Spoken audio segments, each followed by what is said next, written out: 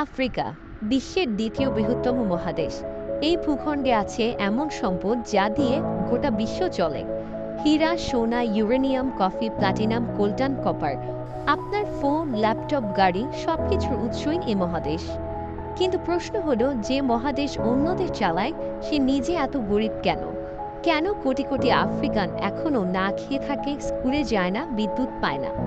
চলুন জেনে নেই সেই অব্যক্ত ইতিহাস যা কেউ জানতে চায় না। আফ্রিকার গরিব থাকার ইতিহাস শুরু হয়েছে ঔপনিবেশিক শাসন থেকে। ১৯০০ এবং বিংশ শতকে ইউরোপীয় দেশগুলো ব্রিটেন, ফ্রান্স, বেলজিয়াম, পর্তুগাল আফ্রিকাকে ভাগ করে নেয় নিজেদের মধ্যে। তাদের লক্ষ্য ছিল একটাই, সম্পদ লুট করা। তারা রেললাইন বানিয়েছিল, কিন্তু খনি আর বন্দরের সাথে শহর না, বরং ইউরোপগামী রপ্তানির জন্য। তারা স্কুল বানায়নি, হাসপাতাল বানায়নি, ইনফ্রাস্ট্রাকচার বানিয়েছিল শুধু নিজেদের স্বার্থে। ঔপনিবেশিকরা সীমান্ত টেনেছিল মানচিত্রে রেখা কেটে, জাতিগোষ্ঠী, ভাষা, সংস্কৃতি না বুঝে। ফলে স্বাধীনতার পর আফ্রিকা জুড়ে শুরু হয় গৃহযুদ্ধ, জাতিগত সংঘাত, ক্ষমতার লড়াই।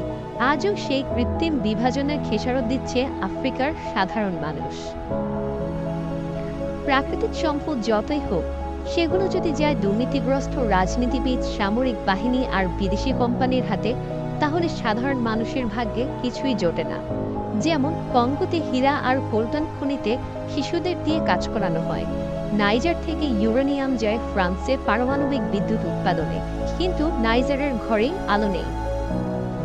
কফি, গোল্ড, ইউরেনিয়াম, প্লাটিনাম শুধু ধন নয়, এ যেন অভিশাপও।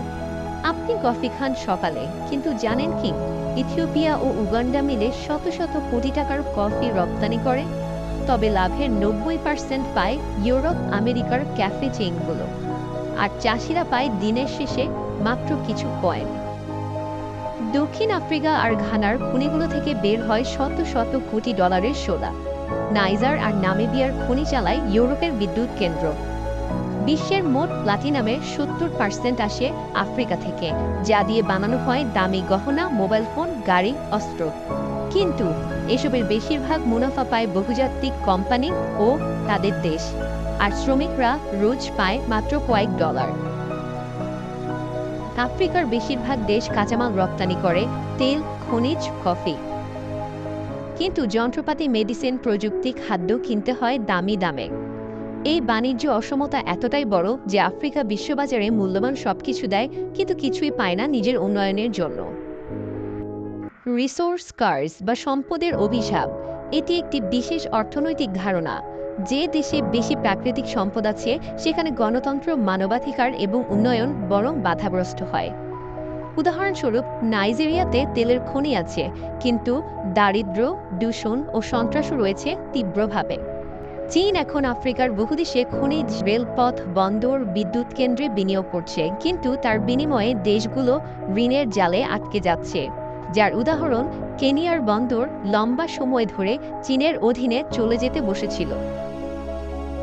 কোলটান ছাড়া স্মার্টফোন, ল্যাপটপ, ইভি গাড়ি চলে না। এর বড় উৎস ডিআর কঙ্গো, কিন্তু এসব খনিতে কাজ করে ৮ থেকে ১০ বছরের শিশুরা অমানবিক পরিবেশে। জাতিগত দাঙ্গা ও রাজনৈতিক অস্থিরতার মূল সম্পদের দখল।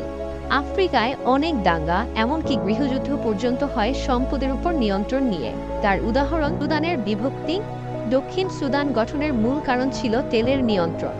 নদী আছে, তবুও পানি নেই, ওয়াটার প্যারাডক্স। আফ্রিকায় বিশাল বিশাল নদী, নাইল, কঙ্গো, নাইজার থাকার পরেও কোটি মানুষ পরিষ্কার পানি পায় না, কারণ দুর্নীতি, অব্যবস্থাপনা ও বিদেশি নিয়ন্ত্রণ। আফ্রিকাকে দেয়া বিদেশি সাহায্যের পরিমাণ $ট্রিলিয়ন ছাড়িয়েছে, কিন্তু সেই টাকা দিয়েও স্থায়ী উন্নয়ন হয়নি। বরং নিজেদের সম্পদের ন্যায্য দাম পেলে আফ্রিকা অনেক আগে ঘুরে দাঁড়াতে পারত। আফ্রিকান তরুণ প্রজন্ম প্রযুক্তি, শিক্ষা, কৃষি খাতে বিপ্লব ঘটাচ্ছে। নাইজেরিয়ার লাগোস এখন প্রযুক্তির হাব হয়ে উঠেছে। রুয়ান্ডা হয়ে উঠেছে আধুনিক ডিজিটাল রাষ্ট্র। আজকের বিশ্বে আফ্রিকার শত্রু কেবল বন্দুকধারী নয়, এখন শত্রু হচ্ছে লোভী লেনদেন, গোপন চুক্তি, বড় বড় ঋণ ও মাল্টিন্যাশনাল কোম্পানির লবিং। চীনের রাস্তা, পশ্চিমা এনজিও, ওয়ার্ল্ড ব্যাংকের শর্ত সব মিলে আফ্রিকার স্বাধীনতাও এখন নীরবভাবে জিম্মি। তবে আফ্রিকার এই গরিবি দুর্ঘটনা নয়, এটি পরিকল্পিত। একটি লোভী, শক্তিধর ও নিষ্ঠুর বিশ্ব ব্যবস্থা চায় না যে আফ্রিকা একদিন দাঁড়িয়ে বলুক, এখন আমরাও আমাদের সম্পদের মালিক। কিন্তু সেই দিন একদিন আসবে, আফ্রিকার মাটি থেকে উঠে আসবে নতুন সূর্য, নতুন প্রতিরোধ। কারণ যখন একটি মহাদেশ শতাব্দীর পর শতাব্দী লড়াই করে, তখন তার প্রতিশোধ হয় ইতিহাস বদলানো। ভিডিওটি ভালো লাগলে লাইক দিন, শেয়ার করুন এবং এরকম তথ্য পেতে আমাদের চ্যানেলটি সাবস্ক্রাইব করুন।